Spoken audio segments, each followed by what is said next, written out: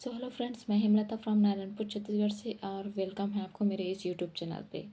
तो फ्रेंड्स, मैं आज आप लोग को बता दूं कि मैंने एक ऑनलाइन बिजनेस स्टार्ट किया है जिसका नाम है फॉरएवर लिविंग प्रोडक्ट्स।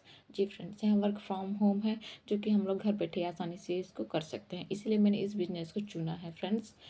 और फाइनली मेरा जो कॉम्बो किट है, जो प्रोडक्ट्स है वो घर पर पहुँच गए हैं और मैं आज उन लोग का अनबॉक्सिंग करके आपको दिखाने वाली हूँ। तो आप लोग लास्ट तक बने रहिएगा।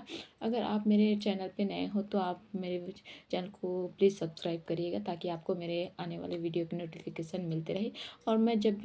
और मैं आगे भी ऐसे फॉरएवर लिविंग प्रोडक्ट्स के रिकॉर्डिंग वीडियो डालते रहूँगी फ्रेंड्स, ताकि आपको और भी अच्छे से नॉलेज मिल सके इस कंपनी के बारे में। तो चलिए वीडियो को स्टार्ट करते हैं।